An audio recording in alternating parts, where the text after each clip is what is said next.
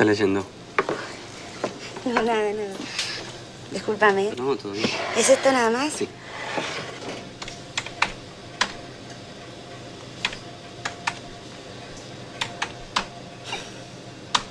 Bueno, esta máquina me vuelve loca, no importa. Después lo registro. 1,25 más 3,75 son... 5. Sí, 5, claro. ¿Más chico no tendrás? No, te matas, la No, verdad no no. importa. Voy a ver si llego.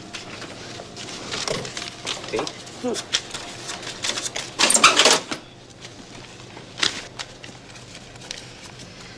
No, qué boludo, tengo. He vuelto del taxi. Dejé sin cambio el tachero, pobrecito. Recién salí de la casa. 10, 20, 30, 40, 50. Vos necesitas cambio seguro. Sí. Bueno, si tenés un billete de 100, yo te doy así. 50 y 50, 100 en cambio. Sí.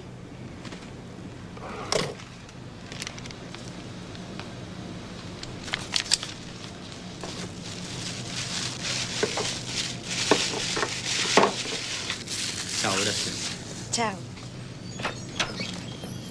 Now, you don't have to take it if you don't want to. I'll just give you back Amos's dollar deposit, and then there'll be... Of course I no want to keep it. He bought me a Bible. Yes, ma'am. Now, I told Amos I could sell him a cheaper one, but no. Naturally, he wanted the best. The best, of course, being the deluxe edition with a name printed in Child of the Manger gold letters. Bringing up a balance, Stu. That's $24. $24, I'll get my purse. What's your name, honey? Addie. Addie, what a sweet little name. Addie Pray, ma'am. Well, Addie, pray, I'm going to get you $24 and an extra 5 for just coming to my door. Praise the Lord. Praise the Lord. What's wrong with what I got on? Well, nothing wrong with it. Just don't exactly make you look feminine. Maybe it wouldn't be a bad idea we get you fixed up a little bit. Get you a new dress, fancy new hat or something. Come to think of it, it wouldn't exactly hurt business either. You really think I'm as pretty as my mama? Of course I do. How much money we got in the box? $405.16. Give me a 20. But 4. Give me a 20. Come on. Where are we going? We're gonna get us some fancy new outfits with this money you got from your Aunt Helen. I don't have no Aunt Helen. Oh, sure you do, honey. Come on, let me explain it to you. Way out west, there was this fella I want to tell you about. Fella by the name of Jeff Lebowski. At least that was the handle his loving parents gave him. But he never had much use for it himself. This Lebowski, he called himself the Dude. Now, Dude, that's a name no one would self-apply where I come from. But then there was a lot about the Dude that didn't make a whole lot of sense to me. And a lot about where he lived, likewise. But then again, maybe that's why I found the place so darn interesting.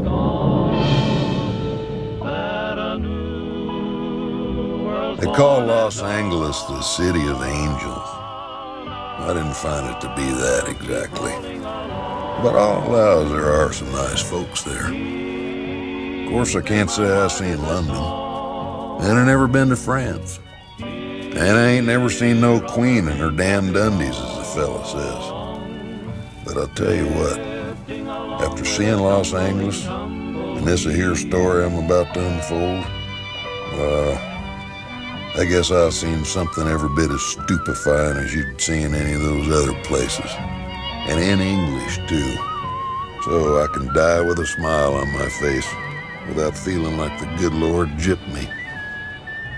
Now, this here story I'm about to unfold took place back in the early 90s, just about the time of our conflict with Saddam and the Iraqis. I only mention it because sometimes there's a man, I won't say a hero, because what's a hero? But sometimes there's a man, and I'm talking about the Dude here. Sometimes there's a man, well, he's the man for his time and place. He fits right in there. And that's the Dude in Los Angeles. And even if he's a lazy man, and the Dude was most certainly that, quite possibly the laziest in Los Angeles County, which would place him high in the running for laziest worldwide. But sometimes there's a man. Sometimes there's a man. Wow. Lost my train of thought here. But, hell. I done introduced him enough. With them all for collective action. This will not stand. This will not stand, this aggression against Kuwait. Thank you very much, and welcome to Tell the Truth. Our first guest, he's made a career out of being the most outrageous imposter that we've ever come across on this show, and you're gonna see what I mean. Number 1, what is your name, please? My name is Frank William Abagnale. Number 2. My name is Frank William Abagnale. Number 3. My name is Frank William Abagnale. From 1964 to 1967, I successfully impersonated an airline pilot for Pan Am Airways, and I flew over 2 million miles for free. During that time, I was also the chief resident pediatrician at a Georgia hospital and an assistant attorney general for the state of Louisiana. By the time I was caught, I was considered the youngest and most daring con man in U.S. history. I had cashed almost $4 million in fraudulent checks in 26 foreign countries and all 50 states. And I did it all before my 19th birthday. My name is Frank William Abagnale. So, for the first time, he's going to have to tell the truth, and we're going to start our questioning with Kitty. Thank you. Number 1, why, with all your talent, and you're obviously a very bright fellow, why didn't you go in for a legitimate profession? It was really a question of dollars and cents. When I was a young man, I needed the money, and I thought this list of careers was the easiest way to get it. Before I ever ran a casino or got myself blown up, Ace Rothstein was a hell of a handicapper. I can tell you that. I was so good that whenever I bet, I could change the odds for every bookmaker in the country. I'm serious. I had it down so cold that I was given paradise on earth. I was given one of the biggest casinos in Las Vegas to run, the Tangiers, by the only kind of guys that can actually get you that kind of money, $62,700,000. I don't know all the details. Matter of fact, nobody knew all the details. But it should have been perfect. I mean, he had me, Nicky Santoro, his best friend, watching his ass. And he had Ginger, the woman he loved, on his arm. But in the end, we fucked it all up. It should have been so sweet, too. But it turned out to be the last time that street guys like us were ever given anything that fucking valuable again. At that time, Vegas was a place where millions of suckers flew in every year on their own nickel and left behind about $1 billion. But at night, you couldn't see the desert that surrounds Las Vegas. But it's in the desert where lots of the town's problems are solved. Got a lot of holes in the desert, and a lot of problems are buried in those holes. Except you gotta do it right. I mean, you gotta have the hole already dug before you show up with a package in the trunk. Otherwise, you're talking about a half hour or 45 minutes to dig it. And who knows who's gonna be coming along in that time. Before you know it, you gotta dig a few more holes. You could be there all fucking night. Jesus Christ, the spread on these is huge. Yeah, and that's the point. What's your name again? Mine, Jordan Belfort. Jordan, what do you get on a blue chip stock? I make 1%. I did make 1%. Pink sheets, it's 50. It's 50%? 50% commission? Yep. For what? It's our markup for our services. So if I sell a stock at $10,000, my commission is $5,000. If you sell $10,000 worth of this stock, I will personally give you a blowjob for free. And I hope it happens. Hello, John. How you doing today?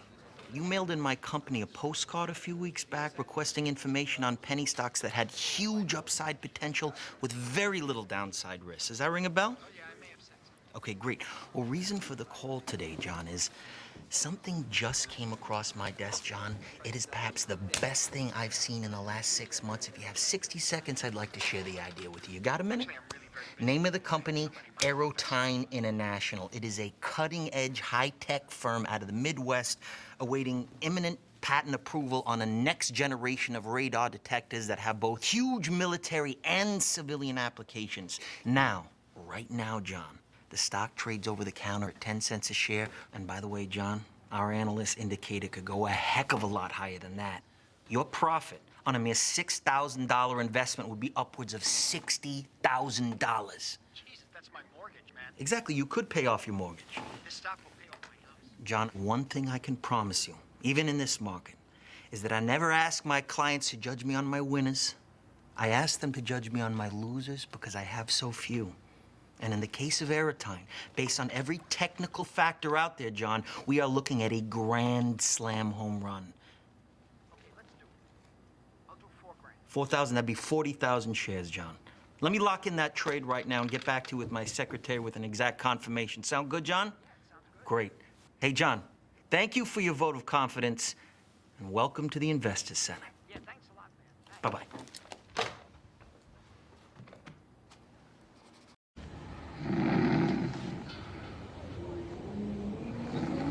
The great Henry Gondor. Turn it off. You sober? Turn it off, will you?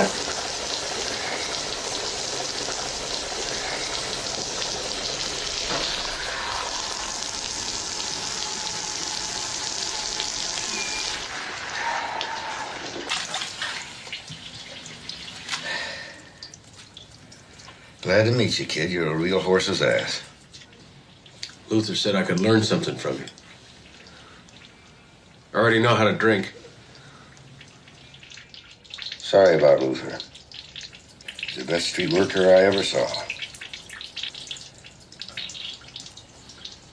He had you down as a big timer. What happened? I conned a senator from Florida on a stock deal. Little lobbyist thought he was going to take over General Electric. Some Shantuzi woke him, though, and he put the feds on me. You mean you blew it? Luther didn't tell me he had a big mouth. You didn't tell me you was a screw-up either.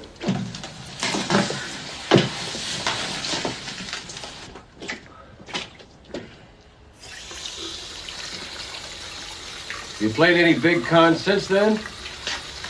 Oh, I landed around a bunch of bow-hung toms. One kick ahead of the G-man.